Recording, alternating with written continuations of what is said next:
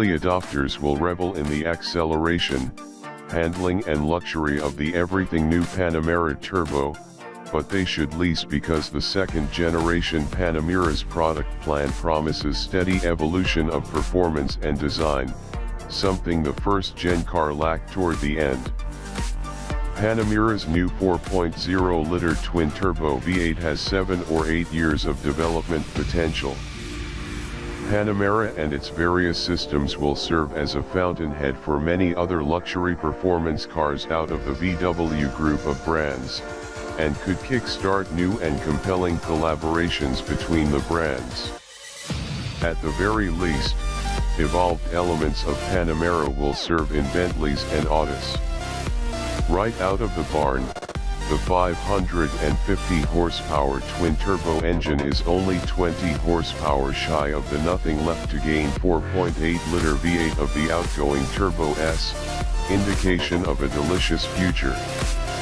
Because there's virtually no turbo lag, just like in the new Carrera bi-turbo and 718 Boxster S, the 2017 V8 punches harder than the old engine, with 568 lb-ft of torque available from 1960 to 4,500 rpm, followed by a smooth handoff to the final shout of horsepower up to 6,000 revs. That's 15 lb-ft more than the old Turbo S engine even before sustaining development begins. In short, at no point above 2,000 rpm does the car lack thrust. Porsche is trying to change that with the upcoming plug-in hybrid version of the new Panamera, the Panamera 4e Hybrid, which is slated for a US market launch in mid-2017. To drive home the point of the performance and driving pleasure this car allegedly will offer, Porsche mentions its 918 hybrid supercar no less than 5 times in the brief press release announcing the latest Panamera derivative. This hybrid, Porsche insists, is fun. Fitted with an Audi-sourced, Porsche-adapted 330 HP twin-turbo V6 and a 136 HP electric motor, the Panamera 4e Hybrid produces a maximum 462 horsepower and 516 lb-ft of torque. The torque is channeled to all 4 wheels through a ZF-sourced 8-speed dual-clutch automatic, derived from the gearbox used in conventionally powered Panamera models.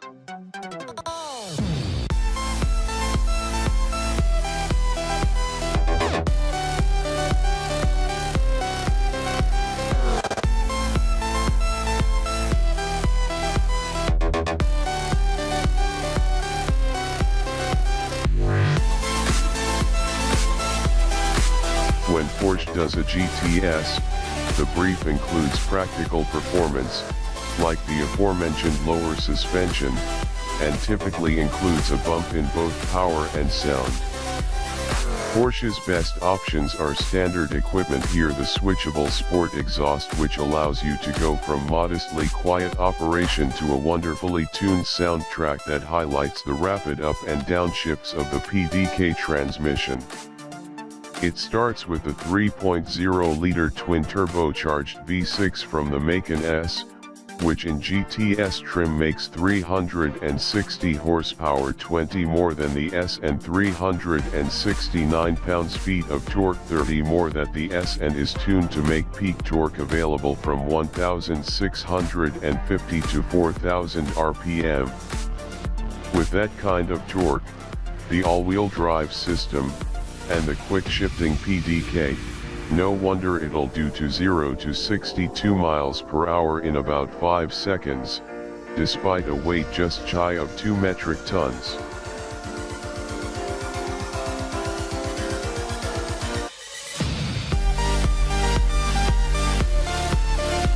Despondent over Porsche's migration with the rest of the auto world to boosted engines and automatic transmissions. Behold this ray of sunshine, Porsche has a new 911R that combines just what you want/need: a hot naturally aspirated engine, 6-shift yourself gears, and a clutch pedal all in one tantalizing package.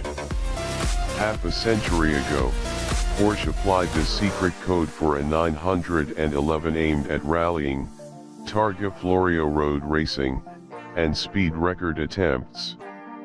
In the same spirit, the 2016 edition marries the lightest 911 body to the most potent non-turbo engine in inventory. Built on the outgoing 991.1 series instead of Porsche's new 2017 991.2, the R is said to weigh just 3,020 pounds and is armed with the 500 HP 4.0-liter flat-six from the GT3 Rs. With 338 lb-ft of torque at a lofty 6,250 rpm and power peaking at 8,250 rpm, this is the Leafboots 911 with revs to burn.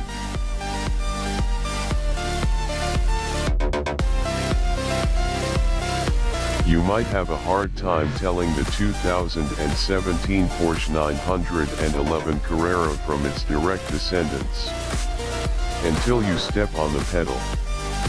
Both the standard and S versions of the car are powered by brand new twin-turbo, flat-six 3.0L engines that deliver between 370 and 420 HP, increased torque, and ultimately more speed.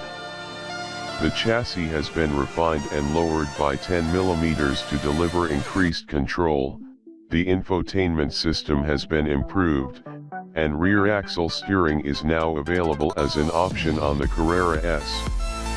Other than that, you'll find new headlights and tail lights, integrated door handle recesses, new standard wheels, and a redesigned deck lid, no matter which of the four models you choose from.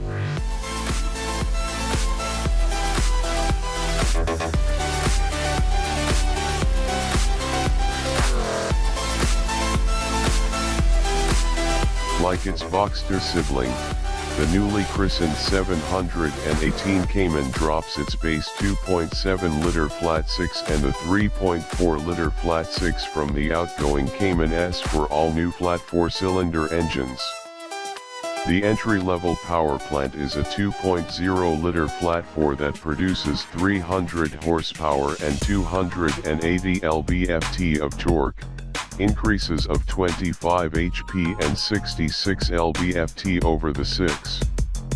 In the 718 Cayman S, a 2.5-liter flat-four churns out 350 HP and 310 lb-ft, useful gains of 25 HP and 37 lb-ft. Both engines share outputs and specs with those in the 718 Boxster models, including the SS variable turbine turbocharger technology that enhances engine response at low revs without sacrificing top-end power.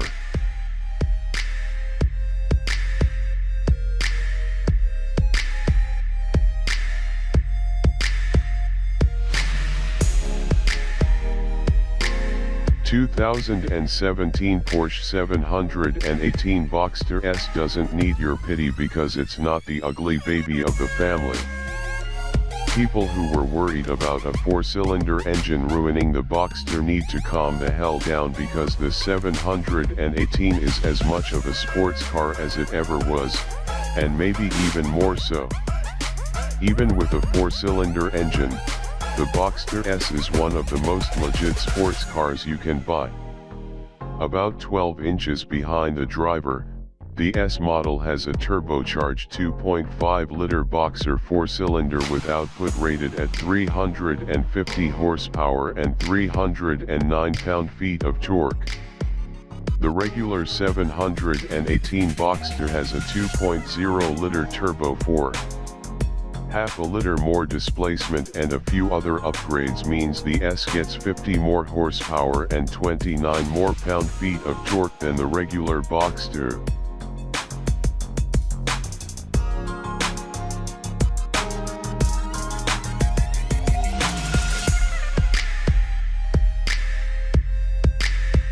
Tech Art refines the new Porsche 718 models with a versatile range of individualization options. The appearance of the 718 models gets sharpened with a new airkit and the 21-inch Formula 4 wheels. And also in terms of performance and sound, the 718 models can be upgraded, with a new power key for the 2.5 liters engine. 400 HP are at the driver's command. The Tech Art exhaust system, racing with two central titanium tailpipes and carbon fiber tips, clearly underlines the sportiness of the mid-engine sport car.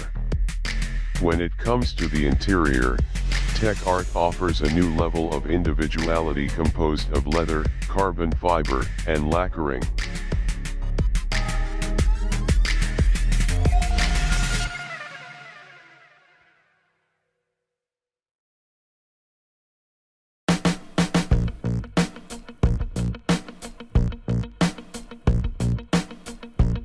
With its race-bred suspension, snarling engine, and aggressive aero add-ons, the Cayman GT4 is the track day toy we always hoped Porsche would build. Lowered by 1.2 inches with dynamic transmission mounts, the 385 HP 3.8-liter flat six is offered only with an enthusiast-pleasing 6-speed manual, no PDK automatic here. The Cayman has always been well balanced and playful, but the GT4 kicks it up a notch with Porsche's torque vectoring system and components pilfered from the 911 GT3 parts bin.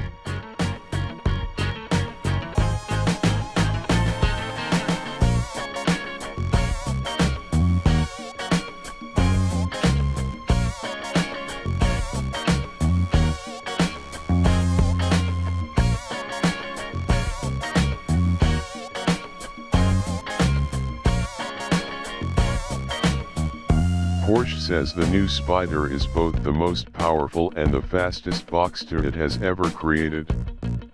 With 375 horsepower, 45 more than the Boxster GTS and 10 fewer than the Cayman GT4 from a naturally aspirated 3.8-liter flat six borrowed from the 911 Carrera S and a top speed of 180 miles per hour, the numbers back up the boast. The larger, more powerful engine also is shared with the GT4, and it trumps the 3.4-liter unit from the S and GTS as the displacement champ in Boxster DOM. The Spyder's acceleration will be fierce. Porsche claims a 0 to 60 mph time of 4.3 seconds, but that's the same time we achieved with the original 320 HP Spyder. Also, the current Gen 315 HP Boxster S with a manual bladded its way to 60 in 4.4 seconds in our test, and Porsche's estimates are usually quite conservative. It's safe to say that we can't wait to get our gear rigged up to the new Spyder.